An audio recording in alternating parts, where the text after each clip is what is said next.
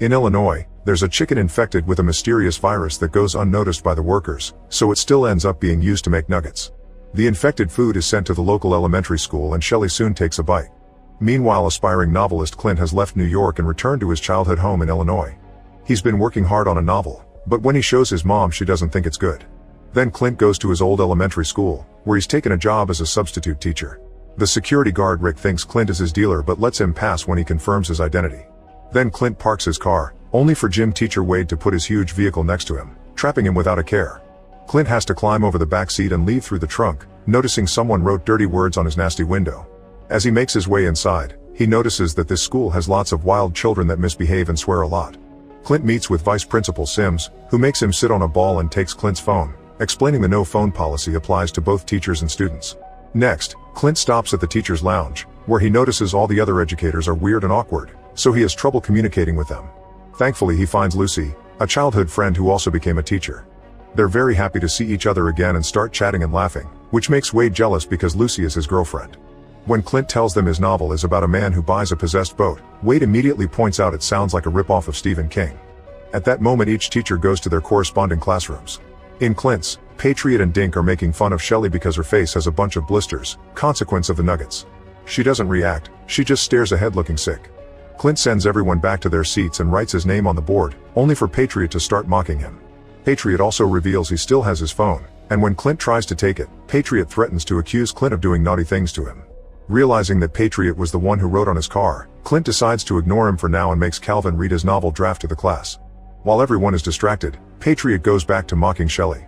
However, when he pulls her pigtail, he rips it off together with some skin. A furious Shelley jumps on Patriot and bites his face, so Clint has to come closer to break the fight.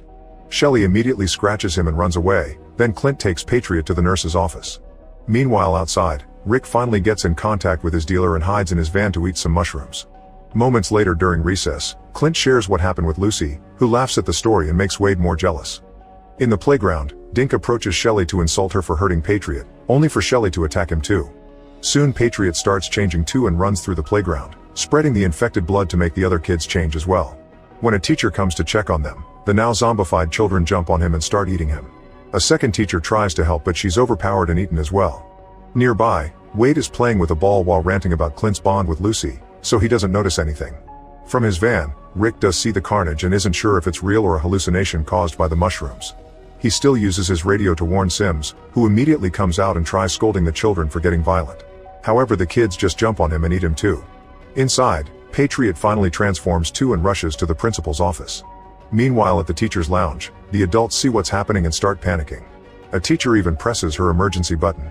At that moment, Wade finally turns around and notices the infected children, so he tries to communicate with them. Obviously, the kids don't take him seriously, so Wade starts running and knocks down any child that tries to stop him as if it was a football game. He manages to get back into the building and locks the door, leaving all the children outside. The teachers try to use the phone to call 911, but Patriot has found all the cables in the principal's office and destroyed the phone lines. Wade joins the others in the lounge and they watch the kids pound on the windows, hungry for more human flesh. At that moment, the sheriff arrives, and Rick swallows the rest of the mushrooms in fear of getting arrested. However, as soon as the sheriff gets closer, the children bite his fingers through the fence. Horrified, the sheriff gets back in his car and drives away, only for a kid to come out of hiding in the back seat and attack him, making him crash. Back in the lounge, Wade decides they need to do something, but when he opens the door, Patriot jumps into the room. Wade pushes him away and Patriot tackles Clint, so a teacher uses the chance to throw pepper spray at him. Patriot just moves to attack a different teacher, and the sudden push causes them to end up stuck in the closet. The other adults use the opportunity to run away. One of the teachers tries to leave through a back door, but the kids are waiting there too and kill him. The group runs to the library, where they find Calvin. At first they panic, but soon they realize he isn't infected because he's been hidden in the library reading all morning. In the meantime, Patriot opens the doors for the rest of the zombies to get inside. Wade guides the group to the upper floors and they manage to hide in the music classroom, closing the door right before Shelley can reach them. She keeps her face against the glass and Calvin says that all the children have cooties.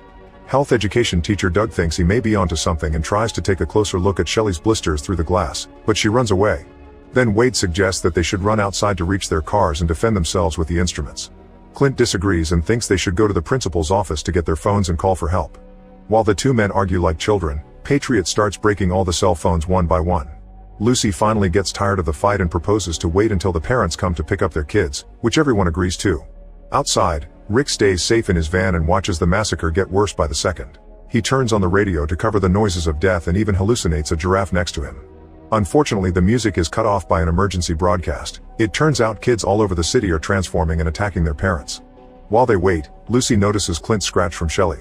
Fearing that Clint may be infected, Wade immediately locks him up in the adjacent room. Doug is desperate for answers, so he follows Clint and makes a very thorough examination that leaves his hands covered in body fluids. Then Doug informs the rest of the group that Clint does have symptoms, but it's something similar to the flu and not what the kids have. Hours pass and the kids entertain themselves with the body parts of their victims. When it's finally 3 o'clock, the teachers release Clint and go together to the roof to wait for the parents. However, when a mother finally arrives, she has earphones on and is in the middle of a call, so she doesn't hear the teachers and Calvin yelling for help. Her child soon gets in the car and proceeds to eat the baby in the backseat while the mother just keeps on chatting. She doesn't react until the kid turns to eat her as well. At that moment, a teacher's leg gets grabbed by Tamara and everyone panics, but it turns out she isn't infected and joins the group. The other kids finally hear them and start climbing the wall, so the group gets back inside and runs to hide in a stage room. Wade pushes the door to keep the kids out, but Dink manages to sneak in and grabs Doug, so Wade takes a fire extinguisher and beats him up to death. Lucy tries to keep the two healthy kids distracted from the violence and Doug takes a closer look at the body, discovering the blood is black. He drags Dink into the bathroom and starts dissecting him while Tamara discovers she was scratched, so Lucy sends her to wash the wound. Then she approaches Wade to discuss his jealousy. Wade had been planning to propose to Lucy, however he started to have doubts when he saw her with Clint because she never smiled like that for Wade. He insults her and asks to be left alone. Minutes later, Doug finishes his dissection and shares his conclusions while showing off the kid's brain.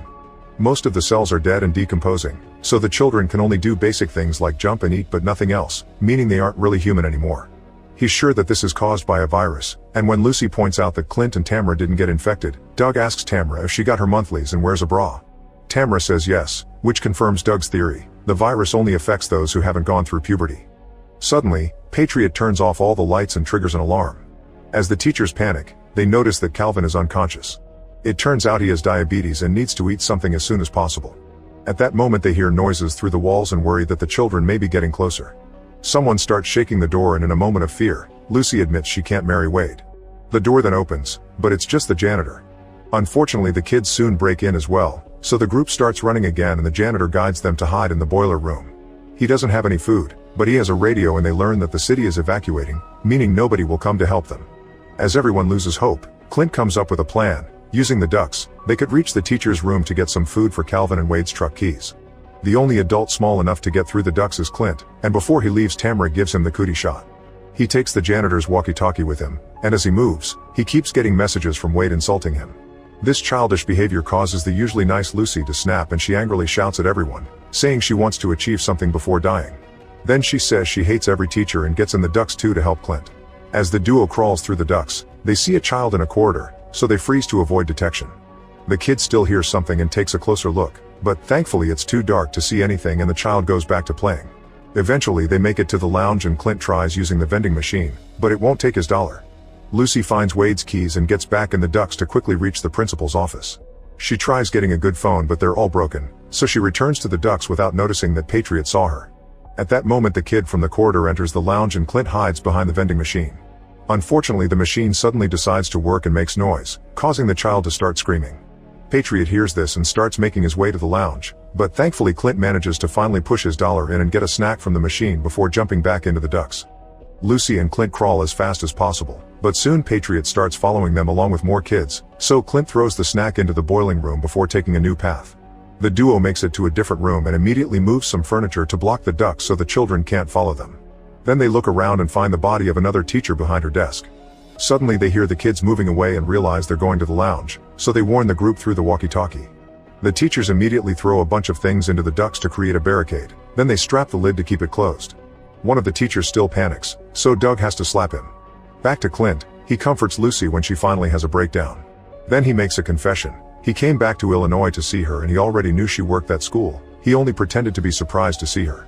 He had been teaching first grade in New York for 2 years and became depressed because he couldn't start a career as a writer since teaching doesn't give them much free time. They laugh at the absurdity of the situation and suddenly kiss, but break it off when they remember Wade. At that moment Clint gets an idea and starts searching the room for the medicine they use to keep kids calm. Meanwhile, Wade calls Lucy on the walkie-talkie and apologizes for his behavior, admitting he was jealous because he felt inferior to some fancy writer from New York. Feeling guilty, Clint takes over the walkie-talkie and admits he's a loser, giving his blessing to Wade's and Lucy's relationship. Then both groups agree on a plan, and their walkie-talkie signals are picked up by Rick's van radio. Lucy and Clint open the door enough to throw the medicine at the kids, who immediately take it. Meanwhile, Wade offers an empowering speech and the group uses any object they can find around to put together some rough weapons and protection. Once the kids have fallen asleep, both groups come out and reunite in a hallway. As they make their way through the dark with a few flashlights, some awake kids try to get them, but they bring them down by shooting baseballs at them. After a bunch of perfectly shot attacks, Wade runs out of balls, so the janitor stays behind to fight with his amazing martial arts skills while the group runs outside. The front yard is full of creepy children, so the group starts hitting them with a variety of sport gear and instruments to make their way to Wade's vehicle. The fight is fierce but their teamwork is stronger, and after a few close calls they reach the truck. Unfortunately, Wade is stuck with the Horde, so he throws his keys at Clint and tells him to protect Lucy. Then he continues to fight the kids so the others can escape. Lucy doesn't want to leave him, but Clint drags her into the vehicle. As they drive away, they don't notice that Patriot has climbed on top of the truck. When Clint notices that they're almost out of gas, Patriot reaches through the window and tries to kill Clint, causing him to slam the brakes and throw the kid on the road. Hungry for revenge, Clint doesn't hesitate to drive toward Patriot and crush him against a tree. Eventually the group reaches Danville and the truck finally runs out of gas. The town is empty and there are plenty of bodies on the streets. When the group checks the windows at a shop, they learn that the virus has already spread all over the country and it's been tracked to a chicken factory in Illinois. Doug says he might be able to make a vaccine if he can put his hands on a nugget. At that moment a bunch of zombie kids appear behind them, so the group runs inside the nearest building, which turns out to be a children's playground. After locking the doors, they notice an abandoned party and Doug gets to salvage a nugget. There are also the bodies of the employees on the floor. They move into another room and suddenly a light comes on to reveal a whole horde of monster children waiting for them inside the climbing game. The group is about to lose hope, but to their shock a few kids fall dead. They were killed by Wade and the janitor, who managed to escape. Wade tells everyone to run outside, where Rick is waiting in the van. On their way out, the group blocks the game with a giant ball to trap the kids. Then Wade sprays gasoline all over the place and throws a match to start a fire, leaving all the zombies to burn down while he escapes in the van with his co-workers. Make sure to subscribe and turn on notifications so you can watch more videos like this. Thanks for watching.